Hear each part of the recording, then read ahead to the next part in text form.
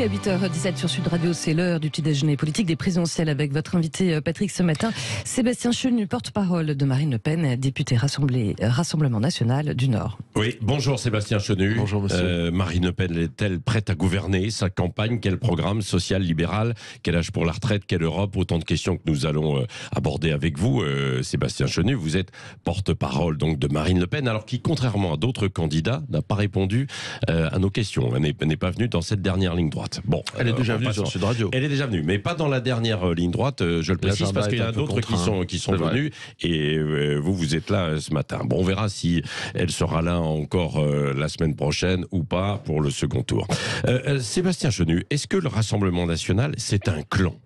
C'est le qualificatif utilisé par Emmanuel Macron, qui a réinstallé d'ailleurs au passage le match ces derniers jours avec Marine Le Pen. C'est un clan, le Rassemblement National ? Non, mais je crois que Emmanuel Macron, qui a livré la France à la brutalité par le haut, avec les cabinets McKinsey, et à la brutalité par le bas, avec une société de la violence de plus en plus forte durant son quinquennat, n'a pas de leçon à donner et surtout n'a pas d'anathème à jeter sur ses adversaires politiques. Enfin, qu'Emmanuel Macron passe son temps à insulter ses adversaires politiques en dit long sur sa fébrilité, ce mépris permanent finalement pour les autres, pour ceux qui font de la politique et qui ne pensent pas comme lui, montre qu'en fait pendant ce quinquennat il n'a gagné ni en maturité ni en respect des Français, et je pense que c'est problématique d'avoir un président de la République qui passe son temps à insulter ses adversaires et les Français. À isoler, ou à tenter d'isoler aussi Marine Le Pen en disant elle est seule et finalement, et le Rassemblement National, du coup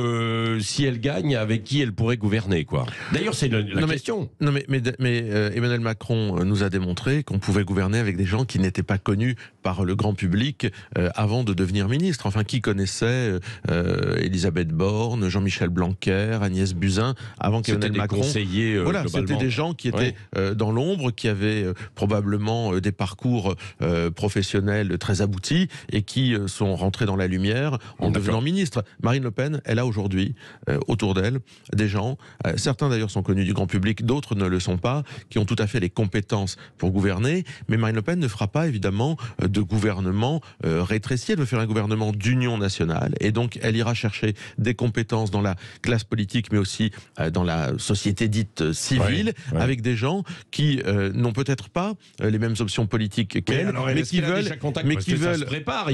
l'aider à redresser le pays. Imaginez si dans 15 jours elle accédait au pouvoir.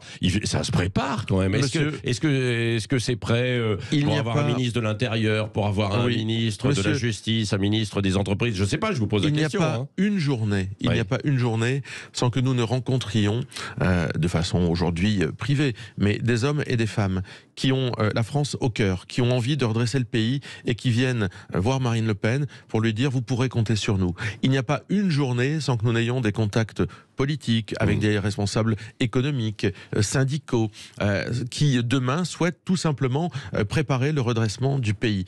C'est très différent d'ailleurs de 2017. Oui, Marine Le Pen est une candidate qui cherche à unir, alors qu'on a vu un Emmanuel Macron qui a passé son temps à diviser et à brutaliser le pays. Vous voulez dire qu'elle est devenue respectable aux yeux de certains? C'est ce que quand ils viennent vous voir. Mais Marine Le Pen est une candidate parfaitement républicaine. En cela, elle est respectable. Mais surtout, je pense que les gens les gens la voient telle qu'elle est. Désormais, Marine Le Pen est vue telle qu'elle est et non pas le fantasme ou la caricature qui en a été dressée pendant des années. Les Français découvrent une femme compétente, solide, cohérente, déterminée et prête à gouverner. Et elle tendrait du coup la main aussi à ses rivaux d'aujourd'hui. Je pense par exemple à Éric Zemmour, le camp d'Éric Zemmour, le camp des LR peut-être. Mais Marine Le Pen, il y a des gens qui sont prêts à vous rejoindre. Marine Le Pen va tendre la main à tous les Français, mais que ce soit des gens qui sont chez Zemmour, chez Pécresse, chez Montebourg, chez Roussel, enfin je veux dire tous les Français qui ont envie d'aider à redresser le pays sont les bienvenus. Nous ne comptons pas faire de la politique en étant repliés sur nous-mêmes. Ce qui est étonnant, c'est qu'il y en a qui ont quitté récemment le Rassemblement National parce qu'ils ne croyaient pas justement aux chances. C'est plus très récent maintenant. C'est à quelques semaines. Non, mais parce qu'ils disaient qu'ils ne voyaient pas en Marine Le Pen une future présidente. Eh bien, ils se sont trompés. Eh bien, ils se sont trompés. D'ailleurs, c'est intéressant puisqu'il y a quelques semaines, on nous disait Emmanuel Macron est imbattable. C'est fait, bonnes gens, restez chez vous. Et en fait, on voit que pas du tout. Emmanuel Macron peut être battu et va être battu. C'est donc possible. possible. Et quand le peuple vote, le peuple gagne. Et moi, je dis aux Français, aux Françaises qui considèrent qu'Emmanuel Macron n'est plus à sa place comme président de la République, dès le premier tour, de voter utile, de voter pour Marine Le Pen dès le premier tour, de donner du poids, de donner du sens, de donner de la solidité au vote Marine Le Pen, pour que dès le premier tour, on démontre qu'Emmanuel Macron est battable, et pour ensuite réaliser au second tour cette élection de Marine Le Pen. Bon, vous craignez, vous redoutez un front républicain en cas justement de deuxième tour? Non, le front républicain, il sera avec nous contre Emmanuel Macron. Ah bon? C'est ce qu'il va se passer. Les républicains de toutes les rives, de la gauche, de la droite, les abstentionnistes, feront un front républicain pour battre Emmanuel Macron. C'est ce qui est en train de se monter. Il n'y a aucune raison que des gens qui ont voté Jean-Luc Mélenchon, Fabien Roussel ou Yannick Jadot se disent qu'ils aillent sauver la peau d'Emmanuel Macron. Il peut y avoir avec des gens ce qu'Emmanuel Macron a fait, qui pourraient vous rejoindre. Mais j'espère bien. Et on leur tend la main, tout comme on tend la main aux électeurs de Pécresse et de Zemmour. Je veux dire, aujourd'hui, il n'y a aucune raison que quelqu'un qui a combattu la politique d'Emmanuel Macron se dise on va aller le sauver. Emmanuel Macron, c'est la brutalité. Emmanuel Macron, c'est la retraite à 65 ans. Emmanuel Macron, c'est un programme antisocial qu'il a démontré, mais parce que c'est un programme qui vise toujours à protéger ceux qui en ont le plus et qui ont le moins besoin d'être protégés. Il veut augmenter les retraites, comme Marine Le Pen. Non, mais il y a beaucoup de candidats qui veulent augmenter les retraites, mais jusqu'à présent, quand on a vu Emmanuel Macron au pouvoir, on l'a vu baisser le pouvoir d'achat des retraités. Les retraites n'ont pas été réindexées, par exemple. Donc les retraités ont perdu du pouvoir d'achat avec Emmanuel Macron. Aujourd'hui, c'est la campagne, grâce gratis, mais avouez que c'est plutôt pour Emmanuel Macron du zigzag permanent. On ne sait plus très bien ce qu'il veut. Sébastien Chenu, donc vous avez parlé là justement de programme social. On dit d'ailleurs, et certains adversaires dans le camp de droite disent que Marine Le Pen est devenue socialiste. Qu'est-ce que vous leur répondez? Écoutez, en disant que... ou alors qu'on ne sait plus si elle est de gauche ou elle est de droite. Non, mais être socialiste, c'est augmenter les impôts. Marine Le Pen veut les baisser. Marine Le Pen, elle a tout simplement une conscience sociale. Donc si par exemple, ceux qui lui font ce reproche n'ont pas de conscience sociale, c'est inquiétant pour eux. Oui, elle a une conscience sociale. Oui, effectivement, vis-à-vis d'Emmanuel Macron, elle est beaucoup plus sociale, attachée à celui qui a besoin d'être protégé qu'Emmanuel Macron. Oui, Marine Le Pen considère que le rôle de l'État, le rôle du chef de l'État, c'est protéger ceux qui ont besoin de l'être. Et ça commence par la nation. Parce que c'est la nation qui protège. Avec Emmanuel Macron, la déconstruction de la nation, c'est aussi la déconstruction des protections. Oui, mais baisser les impôts, comme elle veut quand même beaucoup venir en aide d'un point de vue social, il faudra bien trouver l'argent. Bien sûr, monsieur. Marine Le Pen a entièrement financé et établi le financement de son programme. C'est un financement qui repose sur plusieurs sources d'ailleurs. Évidemment, le coût de l'immigration va baisser parce que nous allons réserver un grand nombre de prestations sociales aux nationaux, aux Français, et nous l'assumons parce que nous allons arrêter des dépenses publiques inhérentes à l'immigration comme l'AME, comme les mineurs non accompagnés. Eh bien, tout ça va s'arrêter et nous allons gagner beaucoup d'argent. Admettons ça, mais ce n'est pas fini. Ce n'est évidemment pas fini. Ce n'est évidemment pas fini. Nous allons lutter contre la fraude. Nous allons créer aussi un fonds souverain, c'est-à-dire que nous allons mobiliser l'épargne des Français pour la rémunérer beaucoup mieux qu'avec le livret A, pour investir dans des secteurs qui sont porteurs et donc réindustrialiser le pays. Nous allons rééquilibrer les territoires. Tout ça crée des cercles vertueux. Et aujourd'hui, nous considérons que nos choix sont très différents de ceux d'Emmanuel Macron, à l'opposé de ceux d'Emmanuel Macron, raison pour laquelle probablement nous sommes le projet qui sera opposé à celui d'Emmanuel Macron au second tour, parce que nous sommes les plus différents. Sébastien Chenu, hier à ce micro, j'avais Jean-Luc Mélenchon et je lui disais, est-ce que vous n'allez pas faire fuir les riches si vous accédiez au pouvoir? Est-ce que ce ne serait pas le cas non plus avec Marine Le Pen? Et il y a des grands patrons qui ne lui font pas forcément confiance aussi.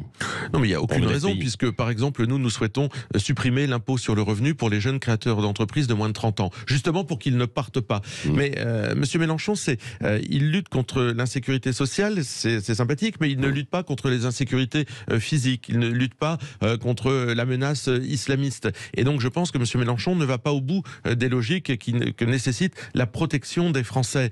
Moi je pense que Monsieur Mélenchon a un problème avec la République. Alors il a beau dire la République c'est moi, c'est un candidat qui n'a pas compris que les Français demandaient des protections sociales mais aussi physiques. Par conséquent, je pense qu'il n'est pas au niveau de pouvoir gouverner le pays. Et je pense que ce serait compliqué aussi à l'international. Il a des fascinations, qui sont quand même compliquées à comprendre. Certains disent qu'elle a un manque de crédibilité justement à l'international. Mais vous pouvez faire tous les reproches que vous voulez c'est pas moi, à Marine Le Pen. Bien sûr, mais ses adversaires ont le droit de faire tous les reproches. Mais ce que je vois, c'est que Marine Le Pen a une cohérence. Et c'est que ce qu'elle défend, une cohérence. Oui, c'est l'indépendance. de la France. Oui, un mot justement sur la cohérence. Sur l'Europe. Elle voulait sortir de l'Europe, elle ne veut plus sortir, on a du mal à savoir. Monsieur, les objectifs que nous avons sont toujours les mêmes. L'indépendance et la souveraineté de la France. Aujourd'hui, on adapte les outils pour arriver à ces objectifs. C'est le pragmatisme. Le monde a changé. Je rappelle que l'Union européenne ne nous parle plus des critères de Maastricht. Vous vous rappelez, avant, avec les critères de Maastricht, on ne pouvait faire aucune dépense publique. C'était pas possible. C'est fini tout ça. Donc l'Union européenne, elle a changé. Nous nous adaptons. Et ce que nous souhaitons, c'est que la France prenne des décisions dans l'intérêt du peuple français. Point final. Sébastien Chenu, à propos de cohérence, alors vis-à-vis de Vladimir Poutine, elle disait qu'elle avait de l'admiration pour lui. Oui, enfin, Emmanuel Macron a reçu Vladimir Poutine. Marine Le Pen avait l'admiration quand Vladimir Poutine a sorti la Russie de 70 ans de communisme et d'un an d'ultralibéralisme, de saccage ultralibéral par les oligarques. Oui, à l'époque, on pouvait avoir une certaine forme d'admiration que nous n'avons plus aujourd'hui quand on voit le drame de l'Ukraine. Vous condamnez.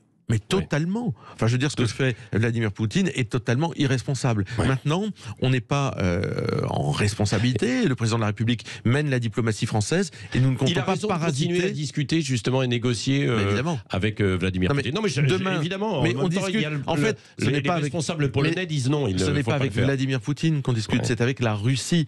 Et demain, s'il n'y a plus Vladimir Poutine, et il y aura un jour, il n'y aura plus Vladimir Poutine, la France continuera à discuter avec la Russie, comme elle discute avec la Chine, comme elle discute avec d'autres pays qui ne sont pas des démocraties, mais parce que nous considérons que c'est notre intérêt de discuter avec les grandes puissances du monde, qui sont parfois des adversaires, qui sont parfois des alliés, qui sont parfois des concurrents.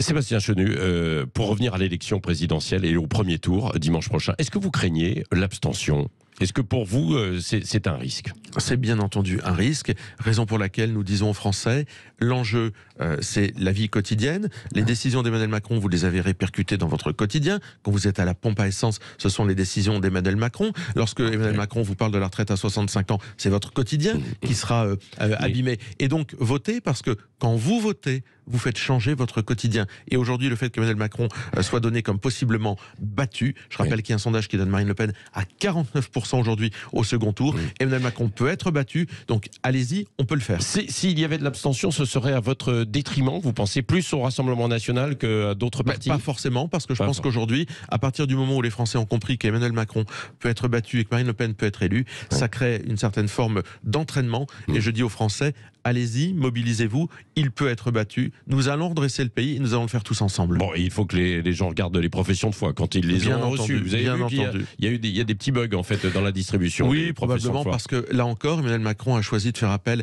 à une société, un cabinet privé comme McKinsey. C'est la France, c'est le gouvernement. Il y a aussi des... Oui, enfin, ils ont fait appel à un cabinet privé, McKinsey encore, pour leur conseiller de faire appel à la Poste pour distribuer. Vous voyez que tout ça, ce gouvernement pour essayer Macron-McKinsey... Parce qu'il y a eu des bugs l'année dernière en fait. Visiblement, il y en a aussi, puisque on me dit qu'il y a beaucoup de professions de foi qui n'arrivent pas de façon correcte dans les boîtes aux lettres des Français. Le gouvernement Macron-McKinsey brutalise les Français par le haut et les brutalise par le bas. C'est pas forcément McKinsey sur la profession de foi, hein. Donc il faut préciser les. Non mais il faut préciser les choses quand même, quoi. Même il peut y avoir des recours en fait. Voilà. On va voir ce que fait le parquet financier. On s'étonne que le parquet n'ait toujours pas ouvert d'enquête concernant les cabinets McKinsey, les mensonges de McKinsey devant la représentation nationale. On a connu des parquets plus rapides, mais peut-être parce que certains ont-ils des dettes vis-à-vis d'Emmanuel Macron. Oui, un dernier mot aussi sur l'affaire et la mort de Jérémy Cohen. Vous craignez cette récupération politique ou pas, d'une manière ou d'une autre ? La récupération politique, c'est de ne pas en parler. C'est de ne pas en parler. Pensez à la famille de Jérémy Cohen, à ce jeune homme qui, parce qu'il avait une kippa sur la tête, a probablement été poursuivi par des individus qui tout simplement lui ont fait vivre un antisémitisme qui l'a amené à mourir, à traverser, à se faire renverser par un train. Eh bien, c'est inacceptable dans notre société, mais on sait ce qui se cache derrière. L'antisémitisme aujourd'hui, c'est l'islamisme. On ne sait pas d'ailleurs s'il y a de l'antisémitisme. Vous avez vu les précisions du procureur pour l'instant qui mais la famille, ne retient pas ça. La famille considère qu'effectivement, parce qu'il portait une kippa, il a été agressé. Et de toute façon, allons au-delà. L'enquête dira ce qu'il est. Aujourd'hui, il existe dans nos banlieues et en France un antisémitisme qui vient de l'islamisme de l'islam radical et qui met nos compatriotes de confession juive dans des situations de danger permanent. Même si dans l'enquête, on le répète pour l'instant, c'est mais au-delà de cela, il y a de la violence. Oui, au-delà de cela, dans les banlieues françaises, l'antisémitisme vient de l'islamisme qui met nos compatriotes en danger permanent. Merci Sébastien Chenu, député du Rassemblement national du Nord et porte-parole donc de Marine Le Pen.